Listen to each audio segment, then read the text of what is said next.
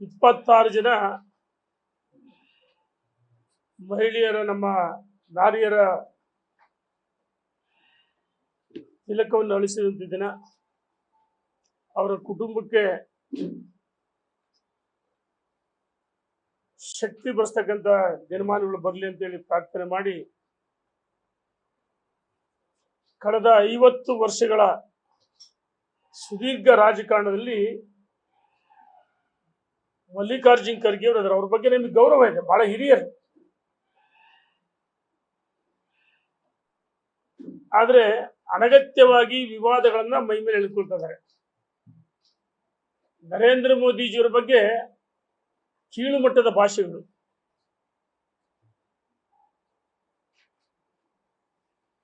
ಭಯೋತ್ಪಾದಕ ಚಟುವಟಿಕೆ ದಮನ ಮಾಡುತ್ತಿರುವ ನರೇಂದ್ರ ಮೋದಿಯವರಿಗೂ ಭಯೋತ್ಪಾದಕ ಅಂತ ಹೇಳ್ತಾರೆ. ಅಪ್ಪಟ ದೇಶಭಕ್ತರ ಬಗ್ಗೆ ಕಳೆದ ವಾರ ಅಲ್ಪಸಂಖ್ಯಾತರಿಗೆ ನಮಾಜ್ ಮಾಡುವ ಸಂದರ್ಭದಲ್ಲಿ ಅಂದ್ರೆ ವಿಷಸರ್ಪ ಹೋಲಿಸಿದ್ರು ಸಂಘ ಪರಿವಾರವನ್ನ. ಅನೇಕ ಬಾರಿ ಈ ರೀತಿ ವಿವಾದಾತ್ಮಕ ಹೇಳಿಕೆಗಳನ್ನು ಕೊಡ್ತಾ ಇದ್ದಾರೆ.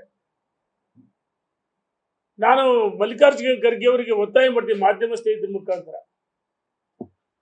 ಇದು ಸಂಘ ಪರಿವಾರ ನರೇಂದ್ರ ಮೋದಿ ಅವರು ಮಾಡಿದಂತ ಅಪಮಾನ ಅಲ್ಲ. ಭಾರತ ಮಾತೆ ಹೆಮ್ಮೆ ಸುಪುತ್ರ,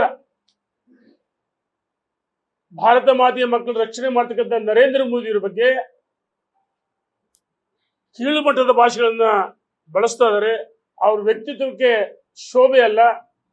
ಹೇಳಿಕೆಯನ್ನ ಹಿಂಪಡಿಬೇಕಂತೇಳಿ ನಾನು ಈ ಸಂದರ್ಭದಲ್ಲಿ ಒತ್ತಾಯ ಮಾಡ್ತೀನಿ. ಕಾಂಗ್ರೆಸ್ಸಿನ ಬಹಳಷ್ಟು ಜನ ಮುಖಂಡರುಗಳು ನರೇಂದ್ರ ಮೋದಿಜಿಯವರ ಬಗ್ಗೆ,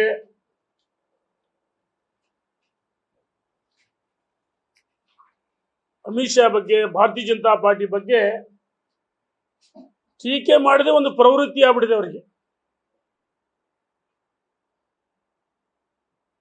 ಪ್ರಿಯಾಂಕಾ ಖರ್ಗೆ ಬಹಳಷ್ಟು ವಿವಾದಾತ್ಮಕ ಯಾವ ರೀತಿ ಅವ್ರ ಇಲಾಖೆಯಲ್ಲಿ ಅವ್ರು ಏನು ಇಲ್ಲ, ಗ್ರಾಮೀಣಾಭಿವೃದ್ಧಿ ಇಲಾಖೆ ಬಹಳ ದೊಡ್ಡ ಇಲಾಖೆ, ಕೆಲಸನೇ ಮಾಡಲ್ಲ. ಸಂತೋಷ್ ಲಾಡು ಬಹಳಷ್ಟು ಕೆಲವರು ಅನಗತ್ಯವಾಗಿ ಮೋದಿ ಟೀಕೆ ಮಾಡಿದ್ರೆ ರಾಹುಲ್ ಗಾಂಧಿ, ಸೋನಿಯಾ ಗಾಂಧಿ, ಪ್ರಿಯಾಂಕಾ ಗಾಂಧಿ ಮೆಚ್ಚಿಸ್ಬೇಕಂತ ಹೇಳಿ ಸ್ಪರ್ಧೆ ನಾನ್ ಮುಂದೆ ತಾ ಮುಂದೆ ಟೀಕೆ ಮಾಡ್ತಾರೆ. ನಾವು ಈ ಸಂದರ್ಭದಲ್ಲಿ ಹೇಳಕ್ಕೆ ಇಚ್ಛೆ ಪಡ್ತೀವಿ, ಸಿದ್ದರಾಮಯ್ಯ ಒಳಗೊಂಡೆ ನಿಮಗೆ ಒಂದು ಅವಕಾಶ ಕೊಡ. ರಾಜ್ಯದ ಮತದಾರರು ಆಡಳಿತ ಪಕ್ಷವಾಗಿ ಪ್ರತಿಪಕ್ಷಗಳು ಟೀಕೆ ಮಾಡಿದ್ರೆ ಅದನ್ನ ಆರೋಗ್ಯಕರವಾಗಿ ಆ ಚರ್ಚೆ ಮಾಡಿ ಕೇವಲ ಟೀಕೆ ಟಿಪ್ಪು ಉತ್ತರ ಕೊಡದೆ ಉತ್ತಮವಾದ ಆಡಳಿತ ಇನ್ನೇನು ಬಹಳ ಸಿರಲ್ಲ. ಕಾಂಗ್ರೆಸ್ನಲ್ಲಿ ಹೊಡೆದ ಮನೆ ಗೊಂದಲ ನಾವು ನೋಡ್ತಾ ಇದೀವಿ. ಪ್ರತಿ ದಿವಸ ಕೆಲವರು ಉಚ್ಚಾಟನೆ ಮಾಡ್ಬೇಕಂತ ಹೇಳಿದ್ರೆ, ಕೆಲವರು ಹಿಂಪಡಿಬೇಕಂತ ಹೇಳ್ತಾರೆ. KN ರಾಜಣ್ಣ ಬಹಳ ಹಿರಿಯ ರಾಜಕಾರಣಿ. ಎಲ್ಲ ಒಂದ್ ಕಡೆ ಮಾನ್ಯ ಮುಖ್ಯಮಂತ್ರಿ ಸಿದ್ದರಾಮಯ್ಯ ಅಸಹಾಯಕರಾಗಿದ್ದಾರೆ. ಸಿದ್ದರಾಮಯ್ಯ ದೌರ್ಬಲ್ಯ ಬಳಸಿಕೊಂಡು ಅವ್ರನ್ನ ಹತ್ತಿಕ್ಕಂತ ಪ್ರಯತ್ನ ಮಾಡ್ತೆ. ಇನ್ನೂ ಒಂದು ಹೆಜ್ಜೆ ಮುಂದುವರೆದು ಮಾಟ ಮಂತ್ರ ಹೇಳಿ ಒಬ್ಬ ಹಿರಿಯ ರಾಜಕಾರಣಿ ರಾಜಣ್ಣವರು ಹೇಳ್ತಾ ಇದ್ದಾರೆ, ಕಾಂಗ್ರೆಸ್ ಹೊಡೆದ ಮನೆ. ಈ ಅಲ್ಪಸಂಖ್ಯಾತರು ಅಥವಾ ಸಿದ್ದರಾಮಯ್ಯರ ಒಂದು ಬಣ, DK ಶಿವಕುಮಾರ್ ಬಣ, ಕಾಂಗ್ರೆಸ್ ಬಣ, ಸುಮಾರು ಬಣಗಳಿವೆ. ಬಹಳ ದೊಡ್ಡ ಸಂಘರ್ಷ ಆಗುತ್ತೆ. ಬಹಳಷ್ಟು ಮುಖಂಡರುಗಳಿಗೆ ಕಾಂಗ್ರೆಸ್ನಲ್ಲಿ ಭವಿಷ್ಯ ಇಲ್ಲ ಅಂತೇಳಿ ಅವರೇ ಇಂಡೈರೆಕ್ಟ್ ಆಗಿ ಕಾಂಗ್ರೆಸ್ ಟೀಕೆ ಮಾಡಿದ್ರೆ ಅವ್ರಿಗವರೇ ಕೆಸರು ಎರ್ಚಾಡ್ತಾರೆ, ಟೀಕೆ ಮಾಡ್ತಾರೆ. ಸತೀಶ್ ಜಾರಕಿಹೊಳಿ ಬಹಳಷ್ಟು ಮುಖಂಡರುಗಳು. ಹಾಗಾಗಿ ಕಾಂಗ್ರೆಸ್ ಹೊಡೆದ ಮನೆ. ಬಹುಶಃ ಆಂತರಿಕ ವಿಚಾರ ಸರ್ಕಾರ ಪತನ ಆದ್ರೂ ಅಂತ ನಮ್ಗೆ ಅನ್ಸುತ್ತೆ. ಇನ್ನೊಂದ್ ಕಡೆ ರಾಜ್ಯದಲ್ಲಿ ಸರ್ಕಾರ ಅಧಿಕಾರಕ್ಕೆ ಬಂದು 3 ವರ್ಷ ಆಯ್ತು. 3 ವರ್ಷದಲ್ಲಿ ನಿಮ್ಮ ಸಾಧನೆ ಹೇಳ್ಬೇಕಲ್ಲ. ಸಾಧನೆ ಬಗ್ಗೆ ಮಾತಾಡಿ. ನೀವು 5 ಭರವಸೆಗಳು, ಯಾವುದೇ ಭರವಸೆಗಳು ಈಡೇರಿಲ್ಲ. ಸಿದ್ದರಾಮಯ್ಯನವರೇ, ಡಿ ಕೆ ಶಿವಕುಮಾರ್ ಅವರೇ, ರಾಜ್ಯದ ಜನರಿಗೆ ಕಿವಿಯಲ್ಲಿ ಮೂಡಿಸ್ತಕ್ಕಂಥ ಕೆಲಸವನ್ನು ಮಾಡ್ತೀರಿ. ಕಣ್ಣಿಗೆ ಮಣ್ಣೆರ್ತಾ ಇದೀರಿ. ನಿಮಗೆ ಪಂಚ ಭರವಸೆಗಳು ಕೊಡಕ್ಕೆ ಯಾರು ಹೇಳಿದ್ರು? ಭರವಸೆಗಳ ನೆಪದಲ್ಲಿ ಜನರ ರಕ್ತವನ್ನು ಹೀರ್ತಾ ಇದೀರಿ. ಜನರಿಂದ ತೆರಿಗೆ ಮುಖಾಂತರ ಸುಲಿಗೆ ಮಾಡ್ತಾ ಇದೀರಿ. ಸಿದ್ದರಾಮಯ್ಯ, ಡಿ ಕೆ ಶಿವಕುಮಾರ್ ಅವರ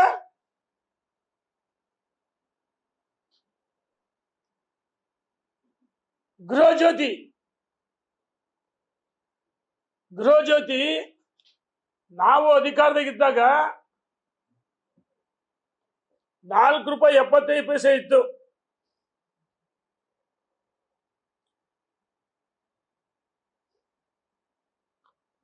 ಇವ್ರು ಸರ್ಕಾರ ಅಧಿಕಾರಕ್ಕೆ ಬಂದ್ಮೇಲೆ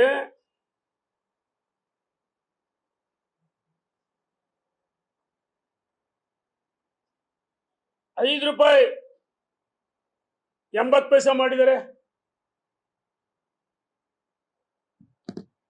ಮತ್ತೆ KERC ಅವರು,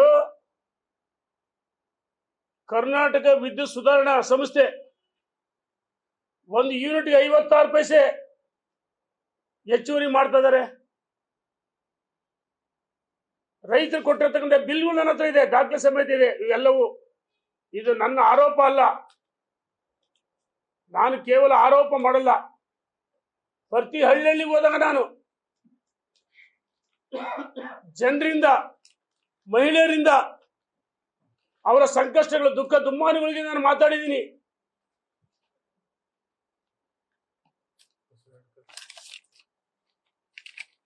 ಅವರ ಸಂಕಷ್ಟಗಳು, ದುಃಖ ದುಮ್ಮಾನಗಳ ಜೊತೆ ಚರ್ಚೆ ಮಾಡಿದ್ದೀನಿ. ನಾನು ಸವಾಲಾಗ್ತೀನಿ ಮಾಧ್ಯಮ ಸ್ನೇಹಿತರ ಮುಖಾಂತರ. ಎಲ್ಲಿದೆ ಸ್ವಾಮಿ ಗೃಹ ಜ್ಯೋತಿ ವಿದ್ಯುತ್ ಉಚಿತ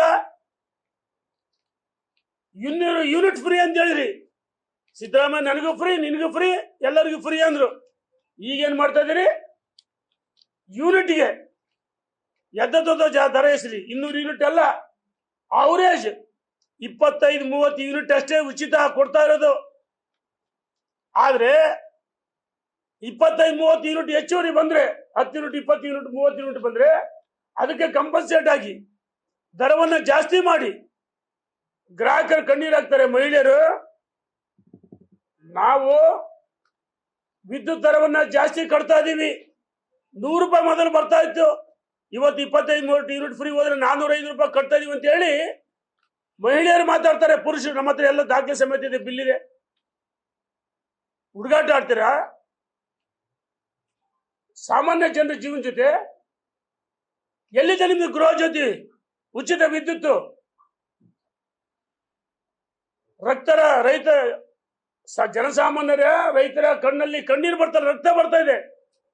ಇದೇ ನಿಮ್ ಸಾಧನೆ ಸಿದ್ದರಾಮಯ್ಯನವರೇ? ನಾವು ಹೇಳ್ತಾ ಇದೀವಿ, ಎಚ್ಚರಿಕೆ ಕೊಡ್ತಾ ಇದೀವಿ ಸರ್ಕಾರಕ್ಕೆ. ಅನಗತ್ಯವಾಗಿ ರೈತರ ಮೇಲೆ, ಸಾಮಾನ್ಯ ಜನರು ಉಪಯೋಗಿಸ್ತಾ 50 ದಿನಬಳಕೆ ವಸ್ತುಗಳ ಮೇಲೆ ಬೆಲೆ ಏರಿಕೆ ಮಾಡಿದಿರಿ. ಪೆಟ್ರೋಲ್, ಡೀಸೆಲ್ ಸೆಸ್ ಜಾಸ್ತಿ ಆಗ್ತದ್ರಿ. ಗ್ಯಾಸ್ ಮೇಲೆ ಜಾಸ್ತಿ ಆಗ್ತದ್ರಿ. ಇದನ್ನ ಕೇಂದ್ರ ಸರ್ಕಾರ ಮೇಲೆ ಗೂಬೆ ಕೂಸ್ತಿಲ್ಲ. ನಾವ್ ಹೇಳ್ತಾ ಇದೀವಿ, ಪಂಚ ಭರವಸೆಗಳು ಯಾವುದು ಇದುವರೆಗೂ ಸಮರ್ಪಕವಾಗಿ ಇವ್ರಿಗೆ ಜಾರಿಗೆ ತರಕ್ಕಾಗಿಲ್ಲ. ಗೃಹ ಜ್ಯೋತಿ ಫೇಲ್ಯೂರ್ ಆಗಿದೆ. ಗೃಹಲಕ್ಷ್ಮಿ ಹೆಣ್ಮಕ್ಳು ನಮ್ಮ ಹತ್ರ ವಿಡಿಯೋಗಳಿದಾವೆ, ಯಾವಾಗ ಕೊಟ್ಟರು ಯಾವಾಗ ಹೋಯ್ತು. ಇನ್ನೊಂದ್ ಕಡೆ ಕೇಳ್ತೀನಿ ನಾನು, ಯುವ ನಿಧಿ ನಾನು ಸವಾಲಾಗ್ತೀನಿ. ಎಷ್ಟು ಜನ ಯುವಕರು ಯುವ ನಿಧಿ ಕೊಟ್ಟಿದ್ದೀರಿ? ಕಾಲೇಜ್ ವಿದ್ಯಾರ್ಥಿಗಳು ಸೇರಿಸಿ ಸಮಾವೇಶ ಮಾಡಿಬಿಟ್ರಲ್ಲ ಶಿವಮೊಗ್ಗದಲ್ಲಿ.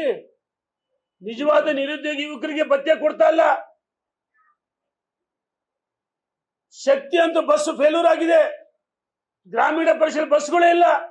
ಇದು ನಿಮ್ ಸಾಧನೆ ಸಿದ್ದರಾಮಯ್ಯರೇ, ಡಿ ಕೆ ಶಿವಕುಮಾರ್ ಅವರ ಹೇಳ್ಬೇಕಲ್ಲ. ಬ್ರಹ್ಮಾಂಡ ಭ್ರಷ್ಟಾಚಾರ. ಮೊನ್ನೆ ಸರ್ ನಿನ್ನೆ ನೋಡಿದ ಮಾಧ್ಯಮದಲ್ಲಿ ಆಲ್ಕೋಹಾಲ್, ಅದರಲ್ಲಿ ಸ್ಪಿರಿಟ್, ಅದರ ಮೇಲೆ ಸ್ಟ್ಯಾಬ್ ಮತ್ತೆ 20% ಜಾಸ್ತಿ ಮಾಡಕ್ ಹೊರಟಾರೆ.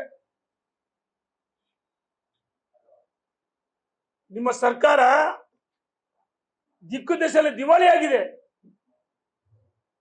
ಅಭಿವೃದ್ಧಿಗೆ ಹಣ ಹೊಂದಕ್ಕಾಗ್ತಲ್ಲ. ಈ ಸಂದರ್ಭದಲ್ಲಿ ಸರ್ಕಾರ ಜನರ ತೆರಿಗೆಗಳು ದಿನವೂ 50 ಗ್ರಾಹಕ ಬಳಸಿದ ವಸ್ತುಗಳ ಮೇಲೆ ಬೆಲೆ ಏರಿಕೆ, ಈ ರೀತಿ ಅಭಿವೃದ್ಧಿನೂ ಮಾಡಿಲ್ಲ. ಈ ಹಣ ಎಲ್ಲಿಗೆ ಹೋಗುತ್ತೆ ಹೇಳ್ಬೇಕಲ್ಲ. ಕಸ, ಅದ್ರ ಮೇಲೆ ದರ, ಟ್ಯಾಕ್ಸ್, ಕುಡಿಯೋ ನೀರು. ನಾವು ಹೇಳ್ತೀವಿ ಸರ್ಕಾರ ಸಂಪೂರ್ಣವಾಗಿ ವಿಫಲವಾಗಿದೆ. ನಾನು ಇನ್ನೂ ಒಂದು ಹೆಜ್ಜೆ ಮುಂದುವರೆದು ಕೇಳ್ತೀನಿ. ಹೊನ್ನಾಳಿ ಮತಕ್ಷೇತ್ರ ಇಡೀ ರಾಜ್ಯದಲ್ಲಿ ಎಷ್ಟು ರಸ್ತೆಗಳ ಅಭಿವೃದ್ಧಿ ಮಾಡಿದಿರಿ, ಶಾಲಾ ಕಾಲೇಜುಗಳು ಕಟ್ಟಿದಿರಿ, ಆಸ್ಪತ್ರೆಗಳು ಕಟ್ಟಿದಿರಿ, ಪವರ್ ಸ್ಟೇಷನ್ ಮಾಡಿದಿರಿ, ಹೊಸದಾಗಿ ಏನ್ ಮಂಜೂರು ಮಾಡಿದಿರಿ? ಏತ ನೀರಾವರಿ, ಕುಡಿಯುವ ನೀರು, ಯಾವುದು ಕಾರಣ ಬಿಡುಗಡೆ ಮಾಡಿಲ್ಲ ಸರ್ಕಾರ. ಜನ ವಿರೋಧಿ ಸರ್ಕಾರ. ಇನ್ನ ಕೇವಲ 1 ವರ್ಷ ನಿಮ್ಮ ಆಂತರಿಕ ಕಚೇರಿ ಏನಾಗುತ್ತೆ ಗೊತ್ತಿಲ್ಲ. ಆದ್ರೆ ಕೊನೆ 1 ವರ್ಷ ಅಧಿಕಾರಿಗಳು ಬಹಳ ಚೆನ್ನಾಗಿ ಗೊತ್ತಿ ಸರ್ಕಾರ ಅಧಿಕಾರಕ್ಕೆ ಬರಲ್ಲ ಅಂತ ಹೇಳಿ. ಅಧಿಕಾರಿಗಳು ಯಾರು ಸ್ಪಂದನೆ ಮಾಡ್ತಾ ಇಲ್ಲ. ಕುಡಿಯುವ ನೀರು ಬರ, ಅದರ ಬಗ್ಗೆ ಚರ್ಚೆ ಮಾಡ್ತಾ ಇಲ್ಲ. ಹಾಗಾಗಿ ಸರ್ಕಾರ ಸಂಪೂರ್ಣ ವಿಫಲವಾಗಿದೆ. ಅನಗತ್ಯವಾಗಿ ಗೃಹ ಜ್ಯೋತಿ ಏನು ದರ ಜಾಸ್ತಿ ಮಾಡ್ತಾರೆ ಅದನ್ನು ವಾಪಸ್ ಪಡಿಬೇಕು ಅಂತೇಳಿ ನಾನು ಸರ್ಕಾರಕ್ಕೆ ಒತ್ತಾಯ ಮಾಡ್ತೀನಿ. ಮಲ್ಲಿಕಾರ್ಜುನ್ ಖರ್ಗೆ ಅವರು ಬೇಷರ ಕ್ಷಮೆ ಕೇಳಬೇಕಂತ ಸರ್ಕಾರ ಒತ್ತಾಯ ಮಾಡ್ತೀನಿ. ಇದ್ರ ಜೊತೆಗೆ ನಾರಿ ಶಕ್ತಿ ಅನಗತ್ಯವಾಗಿ ಅಪಪ್ರಚಾರ ಮಾಡ್ತಾರೆ. ಅದು ನಿಮ್ಮ ಇಂದು 2023 ಹೇಳ್ತಾರೆ. ಅವತ್ತು ನಿಮ್ದೇ ಮಿತ್ರ ಪಕ್ಷ ಇಂಡಿ ಪಕ್ಷದ ವಿರೋಧ ಮಾಡಿದ್ರು. ಮೋದಿಜಿಯವರು ತಂದಂತ ಮಸೂದೆ ಬಿಲ್ಲಿಗೆ ಸೋಲಿಸಿದ್ದು ಮೋದಿಜಿನಲ್ಲ, ಭಾರತ ಮಾತೆ. ಒಬ್ಬ ಮಹಿಳೆ, ಭಾರತ ಮಾತೆ ಏನು ನಾರಿ ಶಕ್ತಿ ಇದೆಯಲ್ಲ, ಭಾರತ ಮಾತೆಗೆ ಮಾಡಿದ ಅಪಮಾನ. ಬೇಷರ ಕ್ಷಮೆ ಕೇಳ್ಬೇಕಂತೇಳಿ ನಾನು ಒತ್ತಾಯ ಮಾಡ್ತೀನಿ. ಪ್ರಿಯಾಂಕಾ ಗಾಂಧಿನೂ ಭಾಷಣ ಮಾಡ್ತಾರೆ, ಎಲ್ಲರೂ ದೊಡ್ಡ ದೊಡ್ಡ ಭಾಷಣ ಮಾಡ್ತಾರೆ.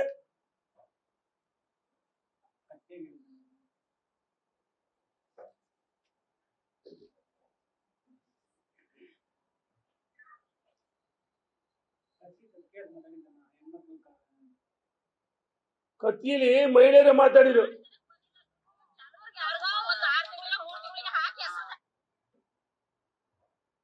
ಎಲ್ಲ ಕಡೆ ಮಾತಾಡ್ತೀವಿ, ವಿಡಿಯೋಗಳು ನನ್ನ ಹತ್ರ ಇದೆ.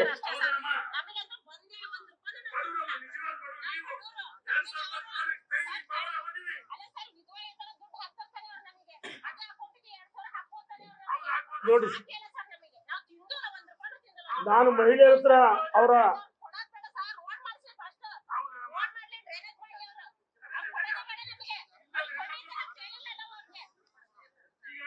ಹೆಣ್ಮಕ್ಳು ಚೀಮಾರಿ ಆಗ್ತಾರೆ ಸರ್ಕಾರಕ್ಕೆ.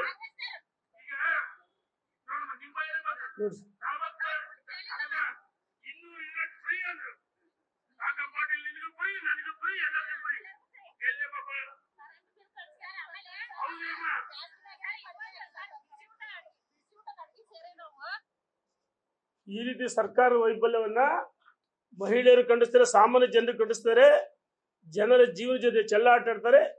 ಈ ಸರ್ಕಾರ 2 ವರ್ಷ 3 ವರ್ಷ ಆಗಿದೆ.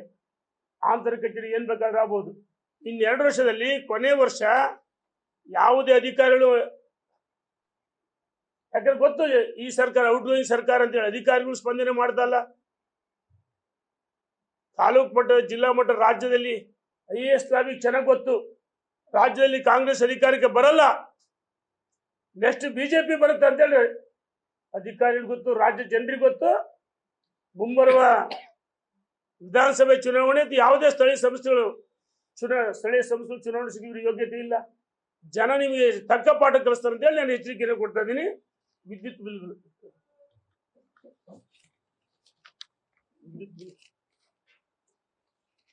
ಜನ ಕೊಟ್ಟಂತ ಬಿಲ್ಗಳು ಇವೆಲ್ಲ.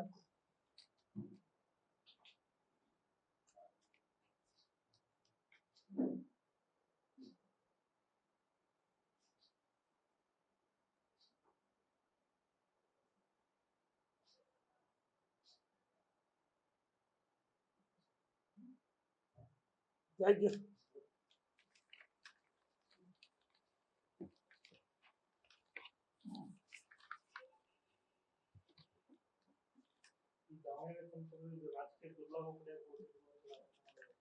ನಾನು ಲೋಕಸಭಾ ಸದಸ್ಯರು ಮಹಿಳೆ ಸಹೋದರಿ ಗೌರವ ಇದೆ.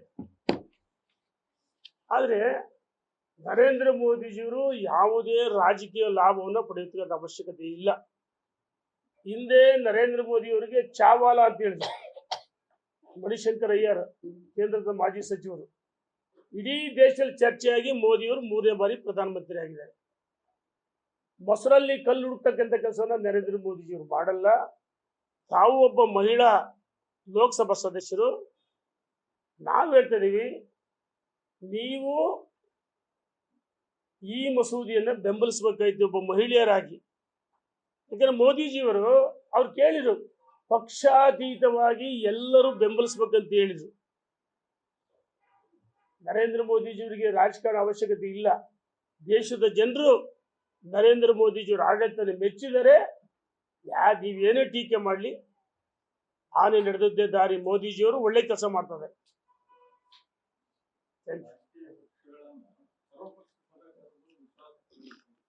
ನೋಡಿ, ನರೇಂದ್ರ ಮೋದಿಜಿಯವರು ಅವ್ರು ಒಂದು ಮಾತು ಹೇಳಿದ್ರು, ಈ ಒಂದು ಕ್ರೆಡಿಟ್ ನನಗೆ ಬೇಕಾಗಿಲ್ಲ, ಸರ್ವ ಪಕ್ಷಗಳು ಎಲ್ಲರೂ ಪಕ್ಷಾತೀತವಾಗಿ ಬೆಂಬಲಿಸಿದೆ ಅಂತ ಹೇಳಿದ್ರು. ಆದರೆ ಅದನ್ನ ಬಿಲ್ಲು ಲೋಕಸಭೆಯಲ್ಲಿ ಅನುಮೋದನೆ ಪಡೆಯಲಿಕ್ಕೆ ಅದನ್ನ ವಿಕೃತ ಮನಸ್ಸೇ ಸಂಭ್ರಮಿಸಿದ್ರು. ಇದು ಈ ಕಾಂಗ್ರೆಸ್ ಮತ್ತು ಅವರ ಮೈತ್ರಿ ಪಕ್ಷಗಳ ವಿಕೃತ ಮನಸ್ಸು. ಅದನ್ನು ಸಂಭ್ರಮ ಮಾಡ್ತಾರೆ. ಇವ್ರು ಎಷ್ಟು ಉದಾಹರಣೆ ಇವರು ಹೇಳಿಕೆ ಅಂತ ಹೋದ್ರೆ, SIR ಬಗ್ಗೆ ವಿರೋಧ ಮಾಡಿದ್ರು. ಪ್ರತಿಯೊಂದನ್ನು ಮೋದಿಜಿಯವರು ಜನಪ್ರಿಯ ಯೋಜನೆಗಳು, ಆ ಲೋಕಸಭೆ ಆ ಕಟ್ಟಡ ಲೋಕಾರ್ಪಣೆ ಮಾಡೋಕ್ಕೂ ಇದೇ ರೀತಿ ಎಲ್ಲ ಹಂತದಲ್ಲೂ ಅನಗತ್ಯವಾಗಿ ಮೋದಿಜಿಯವರು ಟೀಕೆ ಮಾಡಿ ಒಂದು ಬಿಟ್ರೆ ಇವರಲ್ಲೇ ಸಾಮರಸ್ಯ ಇಲ್ಲ, ಸಂಘರ್ಷ ಇದೆ. ಮಮತಾ ಬ್ಯಾನರ್ಜಿ ಕಾಂಗ್ರೆಸ್ ಅಲ್ಲಿ ಪಶ್ಚಿಮ ಬಂಗಾಳದಲ್ಲಿ ಹೊಡೆದಾಡ್ತಾ ಇದ್ದಾರೆ ನೋಡಿದೀವಿ.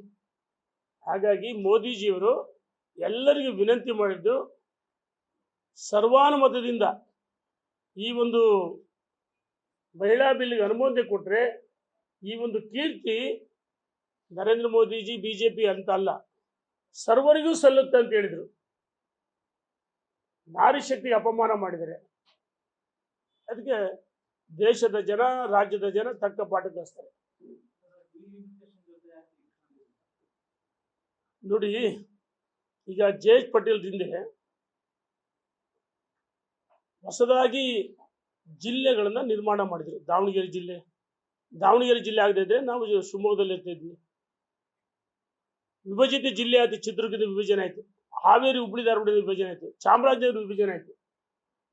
ಹೆಚ್ಚು ಅನುದಾನಗಳು, ಕೇಂದ್ರ ಸರ್ಕಾರದ ಅನುದಾನಗಳು, ರಾಜ್ಯ ಸರ್ಕಾರದ ಅನುದಾನಗಳು ಜಿಲ್ಲೆಗಳು ಬೇರ್ಪಟ್ಟಷ್ಟು, ತಾಲೂಕುಗಳು ಬೇರ್ಪಟ್ಟಷ್ಟು ನಾವು ಹೊನ್ನಾಳಿ ಅವಳಿ ತಾಲೂಕಲ್ಲಿ 2 ತಾಲೂಕು ಮಾಡ್ತೀವಿ, ಹೊನ್ನಾಳಿನೇ ಅಂತೀವಿ.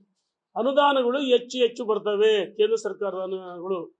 ಆಮೇಲೆ ಈ ಒಂದು ಜನಸಂಖ್ಯೆ ಆಧಾರ 20 ಲಕ್ಷಕ್ಕೆ ಹೆಚ್ಚು ಒಬ್ಬ ಜನರಿಗೆ ಲೋಕಸಭಾ ಸದಸ್ಯರಿದ್ರೆ ಲೋಕಸಭಾ ಸದಸ್ಯರು ಜನರ ಕೈಗೆ ಸಿಗಲ್ಲ.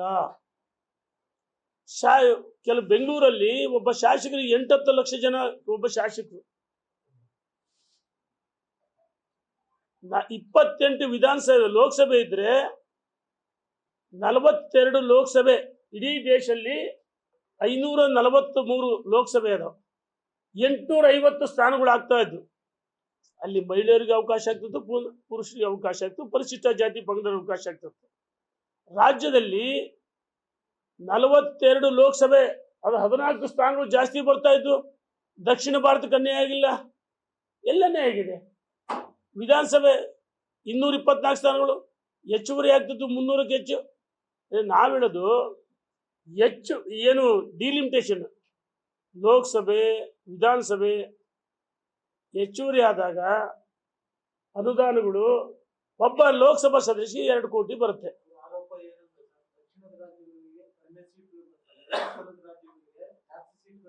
ಇಲ್ಲಿ ನೋಡಿ ಮಾನದಂಡ ಏನಿದೆ, ಮಾನದಂಡ ಏನಿದೆ, ಜನಗಣತಿ ಆರಂಭ ಆಗಿದೆ. ಈಗ ಬಸ್ರಲ್ಲಿ ಕಲ್ಲು ಹುಡುಕ್ತಕ್ಕಂಥ ಕೆಲಸವನ್ನು ಮಾಡ್ತಾರೆ. ಲೋಕಸಭೆ ಹಂಗಾರೆ ಕರ್ನಾಟಕಕ್ಕೆ 14 ಸ್ಥಾನ ಜಾಸ್ತಿ ಆಗ್ತಾವಲ್ಲ, ತಮಿಳುನಾಡು ಕೇರಳ ಜಾಸ್ತಿ ಆಗ್ತಾವಲ್ಲ. ಈಗ ಮಾನದಂಡ ಒಂದು ಇಟ್ಕೋಬೇಕಲ್ಲ, ಯಾವುದೇ ಇರ್ಬೋದು, ಪುನರ್ವಿಂಗಡಣೆ ಇರ್ಬೋದು, ಜನಸಂಖ್ಯೆ ಆಧಾರ ಮೇಲೆ ನೋಡಿ. ಈಗ ಹೊಸನಗರ ಕ್ಷೇತ್ರ ತಾಲೂಕಿದೆ, ದೊಡ್ಡ ತಾಲೂಕು, ಬಹಳ ದೊಡ್ಡ ವ್ಯಾಪ್ತಿ ಇದೆ, ಅದು ಸಾಗರಕ್ಕೆ ಸೇರಿಸಿದ್ದಾರೆ. ಎಷ್ಟು ದೂರ ಲಾಂಗ್ ಆಗುತ್ತೆ. ಹಂಗೆ ಉದಾಹರಣೆ ಕೊಡ್ತಾ ಹೋದ್ರೆ ಜೆ.ಎಚ್. ಪಟೇಲ್ ಯಾಕೆ ಮಾಡಿದ್ರು ಜಿಲ್ಲೆಗಳು? ನಾವು ವಿರೋಧ ಮಾಡಿದರೆ, ಹೊನ್ನಾಳಿ ಯಾವ ಕಾರಣಕ್ಕೂ ಸೇರಬಾರದು ವಿರೋಧ ಮಾಡಿದರೆ, ಹೊನ್ನಾಳಿ ಚನ್ನಗಿರಿ. ಆದರೆ ಜೆ.ಎಚ್. ಪಟೇಲ್ ದೂರದೃಷ್ಟಿ, ದಾವಣಗೆರೆ ಜಿಲ್ಲೆ ಆಯಿತು. ದಾವಣಗೆರೆಗೆ ಸ್ಥಾನಮಾನ ಸಿಗ್ತಾ ಇರಲಿಲ್ಲ, ಚಿತ್ರಕ್ಕೆ ಹೋಗ್ತಿದ್ರು. ನಾವು ಶಿವಮೊಗ್ಗನೇ ಬೇಕಂತ ಮಾನಸಿಕ ಶಿವಮೊಗ್ಗ ಜೊತೆಗೆ ಇದ್ವಿ, ಭಾಳ ಪಟ್ಟಿದ್ವಿ, ಹೋರಾಟ ಮಾಡಿದ್ವಿ, ಜೈಲಿಗೆ ಹೋದ್ವಿ. ಆದರೆ ಜೆ.ಎಚ್. ಪಟೇಲ್ ದೂರದೃಷ್ಟಿ ಅವತ್ತಂಗಿತ್ತು, ಇವತ್ತು ದೃಷ್ಟಿ ಎಲ್ಲರಿಗೂ ಅವಕಾಶ ಸಿಗುವ. ಅದಕ್ಕೋಸ್ಕರ ಅವರು ಈ ರಾಜಕಾರಣ ಇಲ್ಲ, ಕಾಂಗ್ರೆಸ್ನವರು ಮೊಸರಲ್ಲಿ ಕಲ್ಲು ಹುಡುಕ್ತಕ್ಕಂಥ ಕೆಲಸವನ್ನು ಮಾಡ್ತಾರೆ. ಅವ್ರು ಟೀಕೆ ಮಾಡದೆ ಒಂದೇ ಅಜೆಂಡ, ವಿಕೃತ ಮನಸ್ಸು ಕಾಂಗ್ರೆಸ್ ಒಟ್ಟಾರೆ. ಧನ್ಯವಾದಗಳು.